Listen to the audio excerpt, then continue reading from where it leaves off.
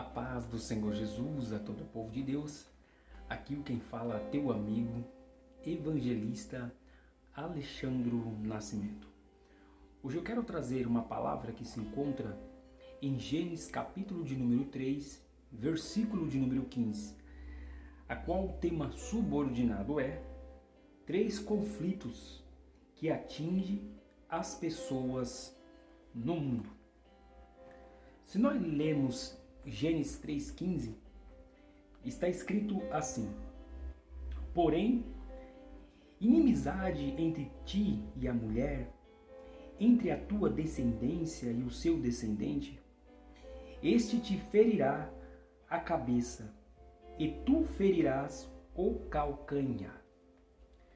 Nós sabemos aqui que essa passagem de Gênesis fala do princípio, na verdade, após a formação de Adão e Eva. Deus ali colocou alguns requisitos a qual Adão e Eva não poderia cometê-los, ou seja, Deus criou ali princípios que eles tivessem algumas limitações. Nós sabemos que em Gênesis 3,15, quando nós lemos a palavra, que ali eles pecaram contra ao Deus Todo-Poderoso, o que criou o universo. Porque Deus ali deu uma ordem a Adão e Eva para que eles não comessem, na verdade, determinados frutos. E ali, quando houve esse equívoco, essa rebeldia, vamos dizer melhor, praticamente teve um empurrão ali, um para o outro, culpando. Ou seja, a própria Eva culpou ali a serpente, Adão culpou a sua mulher, e assim sucessivamente. E Deus ali deu um castigo a eles. Nós sabemos que Adão teria que trabalhar, ou seja, trabalhar duro com o seu próprio suor. Ele sustentaria a si, cuidaria da tua família, e Eva sentiria dores no parto, na verdade, dando à luz. E ali a serpente, ela iria rastejar por o resto da sua vida e ali comeria do pó da terra.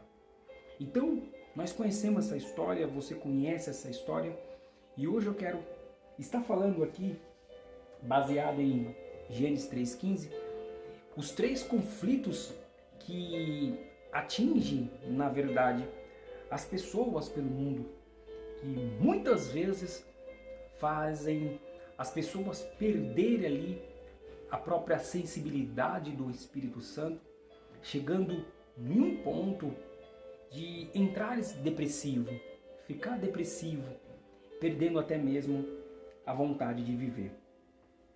E todo ser humano tem, ao longo da sua vida, convivido com alguns conflitos, porque isso é notório, todos nós, os quais têm levado muitos conviverem com uma angústia no seu dia a dia.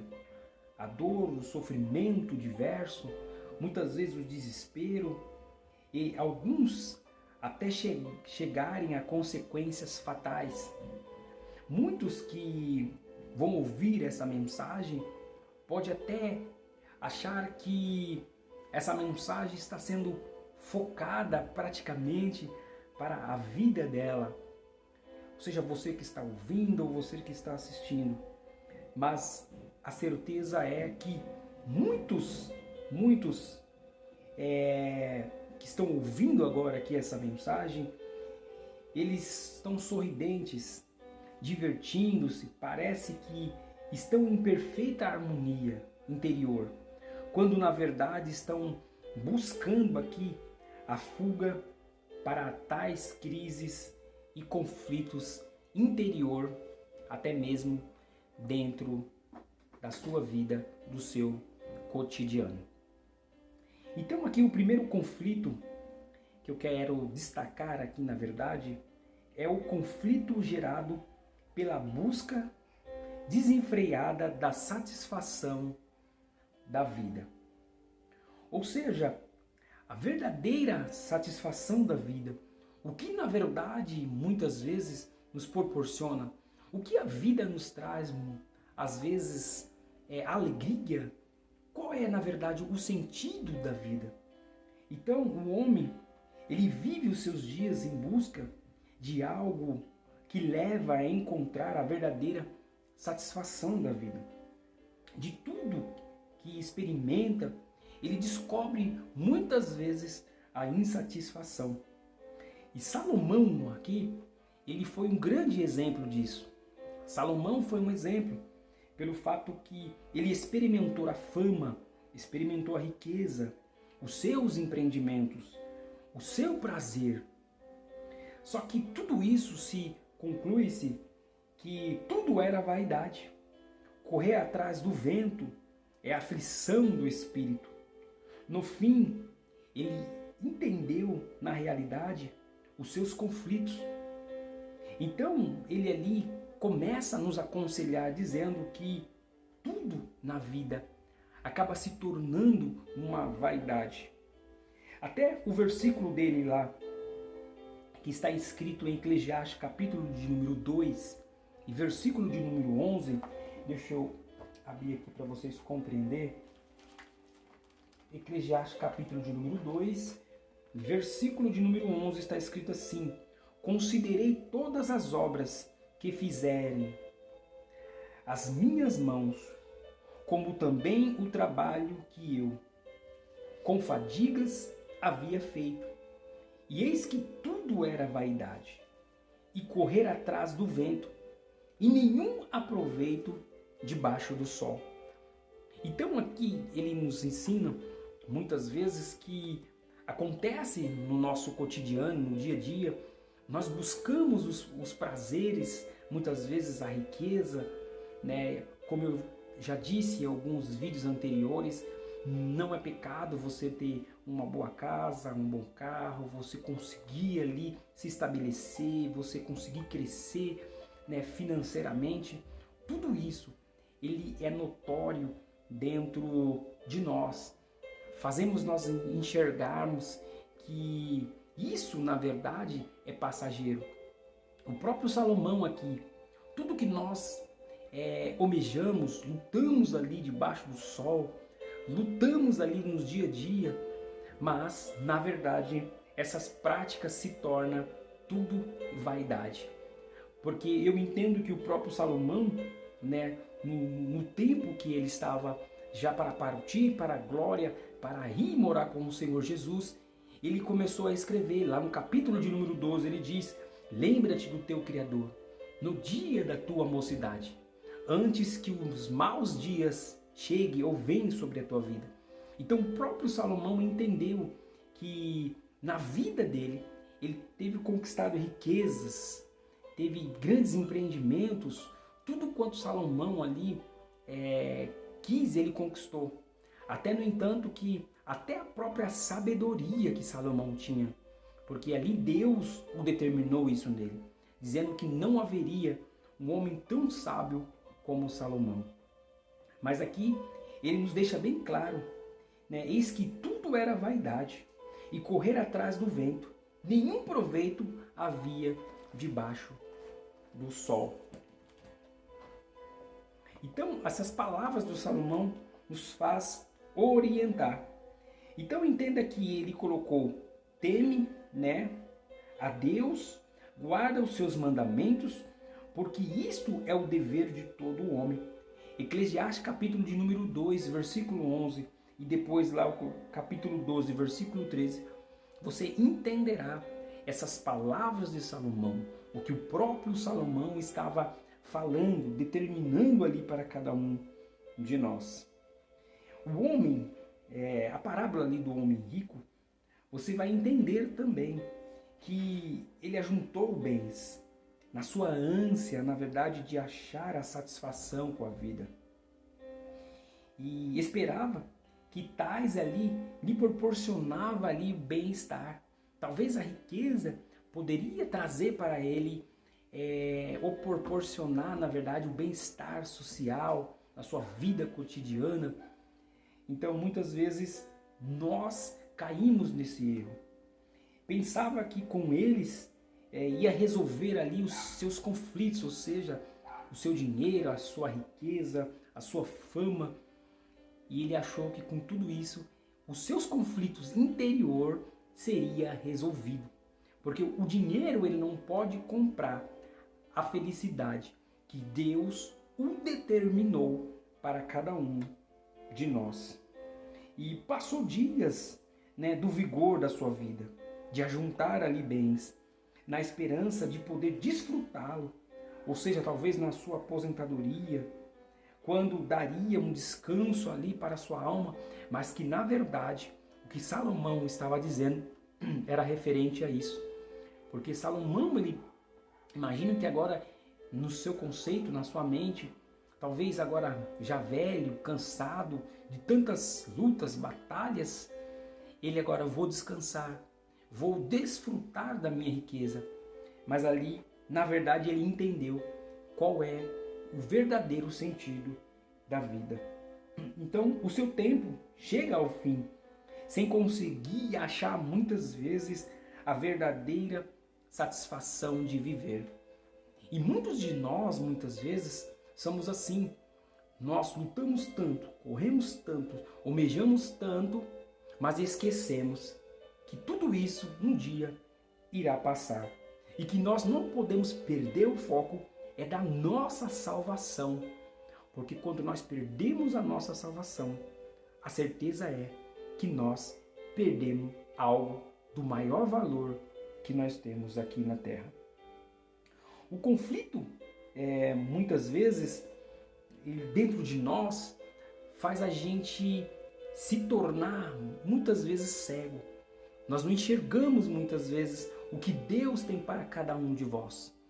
A certeza é que você tem que lutar, que você tem que correr atrás, que você tem que ir para os seus objetivos, seus sonhos, seja uma faculdade, seja uma casa, seja um carro, seja qual for o seu objetivo. Mas não podemos esquecer as palavras de Salomão, quando ele escreveu o capítulo 1 de Eclesiastes, dizendo: vaidade, vaidade, tudo é vaidade. E ele estava dizendo que tudo passaria, tudo iria passar, mas a única coisa que não passaria seria as próprias palavras do próprio Deus. O segundo conflito aqui é o conflito gerado pela falta de domínio das suas vontades. Baseado nisso aqui, eu quero ler Romanos, capítulo de número 7, versículo de número... Vamos ler o versículo 15. Certo seria ler do 15 ao 25. Capítulo de número 7, versículo 15, está escrito assim: porque nem mesmo compreendendo o meu próprio modo de agir, pois não faço o que prefiro, e sim o que detesto. Ora, se faço o que não quero, consinto, na verdade, com a lei que é boa. E neste caso, quem faz isto? Já não sou eu, mas o pecado que habita em mim. O versículo 8 está escrito assim: porque eu sei que em mim, isto é, na minha carne, não habita bem nenhum, pois o que querer fazer o bem em mim, não porém eu efetuo. Então essa versão aqui, ela explica que Paulo aos Romanos estava dizendo: o bem que eu tenho que fazer, isso eu não faço, mas o mal que eu não quero fazer, isso eu pratico todos os dias, eu efetuo todos os dias. O próprio Paulo, ele estava expressando essas palavras. Então entenda aqui, primeiro, o homem não compreende o seu complicado modo de agir. É muito difícil o homem que está nesse aspecto, vivendo nesse comportamento tanto espiritual como físico, ele entender muitas vezes o seu modo de agir. Segundo, quer fazer as coisas boas, mas só faz as más, as quais não quer fazer. E muitas vezes nós temos que praticar o mandamento do Senhor Jesus, ou seja, as coisas boas, e muitas vezes nós não conseguimos, porque o que mais entra em nossos corações, em nossas mentes, são muitas vezes o próprio mal agindo em nós, para que nós não efetuamos o correto, ou seja, o bem, aquilo que Deus nos ensinou. E muitas vezes nós convivemos o tempo com todas as guerras dentro de si, ou de nós mesmos, porque aqui se torna uma batalha espiritual, uma luta do cotidiano, porque muitas vezes nós temos algo que nos aflige, que precisamos muitas vezes nos libertar. E essa libertação, muitas vezes não é só uma libertação física, mas os conflitos muitas vezes são conflitos interior. Então, o espírito muitas vezes precisa ali ser alimentado pela palavra de Deus para que a própria libertação venha acontecer sobre a tua vida. Um exemplo aqui, um exemplo de pessoas que têm problema ali no leito familiar, ou seja, uma pessoa drogada, que tem problema com droga, e muitas vezes ele tenta se libertar e encaixa aqui a palavra que Paulo estava dizendo. Ou seja, como um drogado, um alcoólatra, alguém que vive muitas vezes na prática da prostituição, e ele tenta muitas vezes se libertar daquilo e ele não consegue. Aí entra o que Paulo estava dizendo em Romanos, capítulo de número 7, e versículo de número 11. O bem que eu quero fazer, isso eu não faço, isso eu não pratico. Mas o mal que eu não devo fazer, isso eu faço todos os dias. Por isso que muitas vezes nós temos que tomar cuidado com as nossas palavras, com a nossa boca, porque muitas vezes essa pessoa está lutando ali para conseguir uma libertação. Então, as próprias palavras nossas são palavras de profecias que, profetizando na vida de alguém, que essa pessoa conseguirá se libertar de qual for o problema que aflige ela. Então aqui você entende que muitas pessoas chegam ao desespero por não conseguir se libertar. E a força do pecado muitas vezes é a maior que a força da vontade do homem. E deixa muitas vezes essa determinada prática, ou na verdade de deixar essa determinada prática, porque a força do mal, ela muitas vezes é superior à força do homem. A prova disso, deixa eu ver se eu consigo abrir aqui rapidamente, em Jeremias, capítulo de número 13, você entenderá essas palavras do profeta Jeremias. Jeremias, capítulo de número 13, versículo de número 23. Olha o que Jeremias está dizendo. Pode, vírgula, acaso, vírgula, etíope, mudar a sua pele, ou leopardo, as suas manchas? Então podereis fazer o bem, estando acostumado a fazer o mal? Essa aqui é as próprias palavras de Jeremias. Como pode eu fazer o bem, se eu praticamente todos os dias faço o mal? Aqui rola uma certa dúvida da boca do profeta. O profeta aqui estava fazendo essa pergunta, porque chegou numa grande conclusão dentro dele, para ele não teria solução. Mas a própria solução, ela vem do Senhor Jesus Cristo para nossas vidas. E a agonia, muitas vezes aqui, procura desesperadamente ajuda para escapar de tão grande o domínio. E muitas vezes você se sente em um quarto escuro, tentando se libertar de algo, e você não consegue. O que você olha para a esquerda, para a direita, para a frente, atrás, e você não vê o socorro. Mas em Salmo 121, o salmista escreveu: que eleva os olhos para o monte. E ele expressa de onde virá o socorro. O socorro vem do céu. O socorro vem do Senhor que fez os céus e a terra. E aqui você entende, lá em Romanos, capítulo de número 7, versículo 24, Paulo aqui nos explica.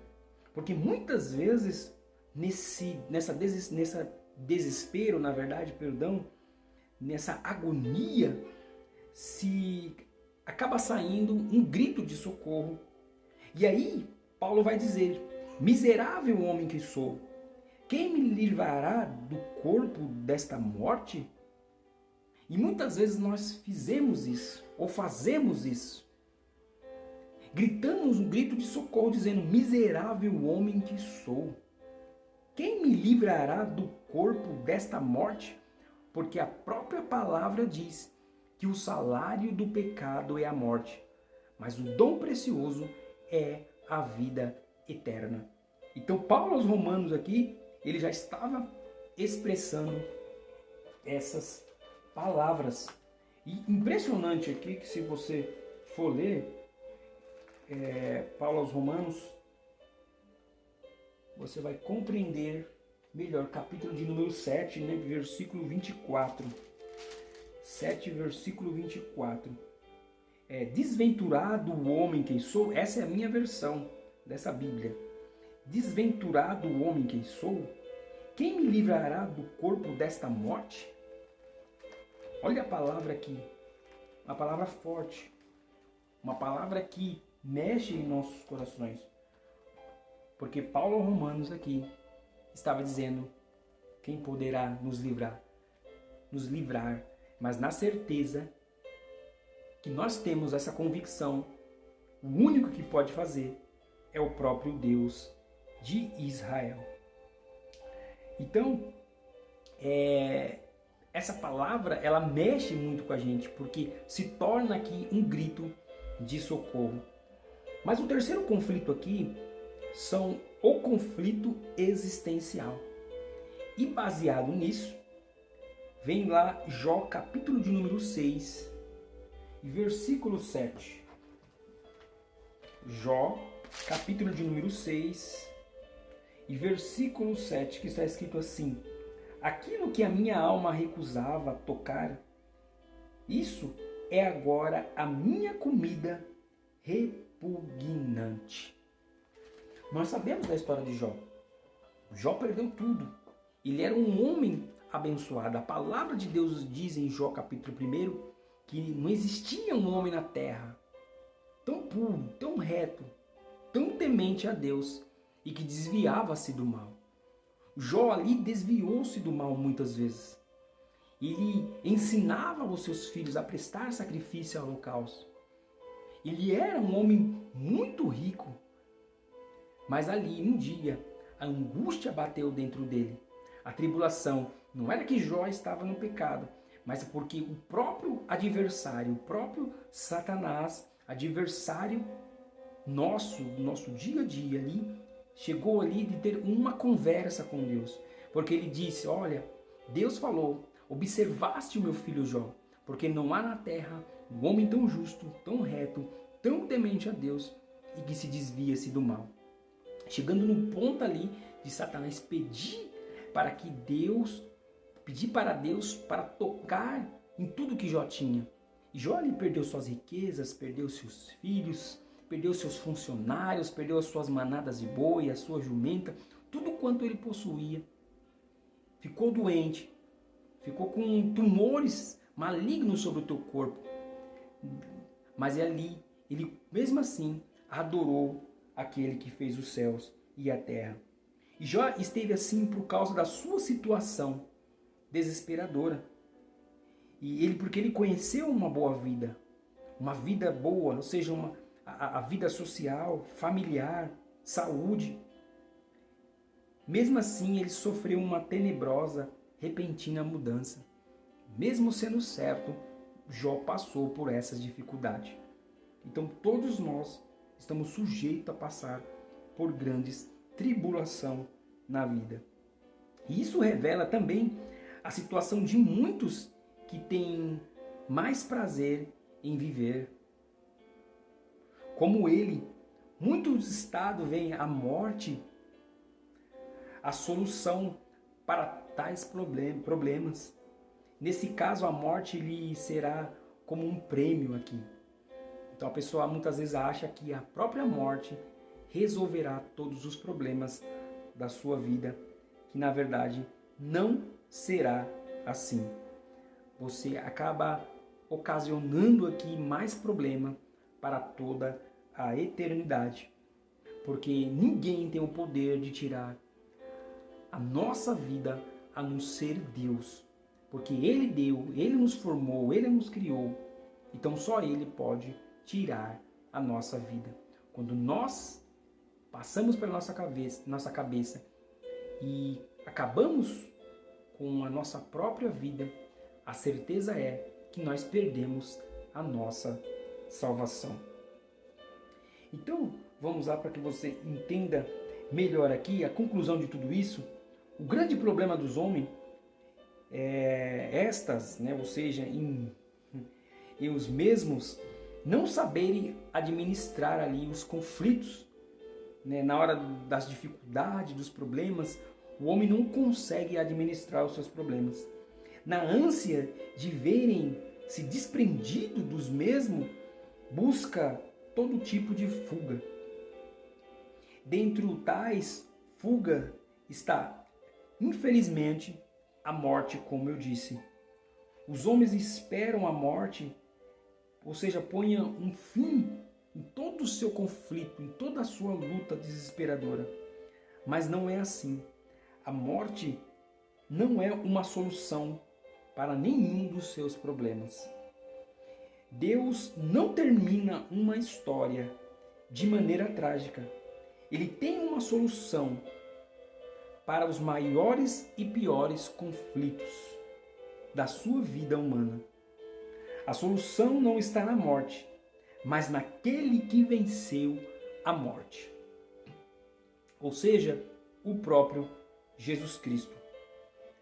E aqui você entenda que foi exatamente isso que Paulo, ao relatar os conflitos da vontade, ele quis dizer, após o grito desesperado, à procura de alguém que pudesse ajudar. Quando nós lemos lá em cima, em Romanos capítulo 7, versículo 24, você entenderá até o versículo 25, que Paulo diz: miserável homem que sou, quem me livrará do corpo dessa morte?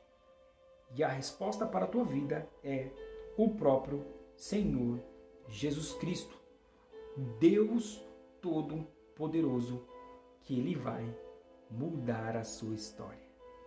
Que esta palavra possa entrar no teu coração e que Deus possa a cada dia te dar força nessa dificuldade, nessa luta, nessa tribulação que você está vivendo. E eu quero orar para a tua vida, para que Deus possa te dar força, para que Deus possa te dar esperança e você se tornar novamente um vaso novo na mão do Senhor Jesus Cristo. Oremos. Soberano Deus e eterno Pai, Senhor, a tua palavra foi pregada. Senhor, aonde, Pai, esse vídeo alcançar, aonde, Senhor, a minha voz alcançar, que o Senhor possa, ó Deus, trazer alegria, sentimento de esperança, que o Senhor possa, ó Pai, novamente avivar a vida desse homem, avivar a vida dessa mulher, desse jovem, desse adolescente, desta criança, dessa pessoa, ó Pai, que não tem mais perspectiva de vida, está achando apenas, ó Pai, a solução, a morte. Mas não, Senhor, Tu um dia morreu pelos nossos pecados, ó Pai, e vencendo a própria morte, para mostrar para cada um de nós que o Senhor é o maior, o único, suficiente, exclusivo, Salvador de todos. Então, ó Pai, o Senhor, Pai, possa entrar na vida deles e mostrar mais uma vez a Tua grandeza, o Teu amor. Cura eles, ó Pai. Liberta pelo poder da Tua palavra, transformando, renovando e para que eles possam sair, Senhor, desse buraco, desse quarto escuro. E Pai, Senhor, e quando eles falar as palavras de Paulo, quando eles falar a palavra como Paulo disse, ó Deus, quem vai ajudar? Porque miserável homem que sou. E Tu, ó Pai, estende as mãos para ele, mostrando as marcas. Senhor, para que o Teu nome seja glorificado. Eu te peço, Pai, e te agradeço em nome do Senhor Jesus. Em nome do Senhor Jesus. Mais uma vez eu quero te pedir para inscrever no canal, para deixar o teu like, ativar o sininho aí para receber as notificações todas as vezes que eu postar vídeos novos. Estamos chegando aí aos 800 inscritos, praticamente acho que falta 9, e tudo isso para que a honra e a glória do Senhor Jesus. Amém? Então que Deus te abençoe, fique com essa palavra. A certeza é que junto nós venceremos todas essas batalhas. Fique na paz do Senhor Jesus Cristo e até o próximo vídeo.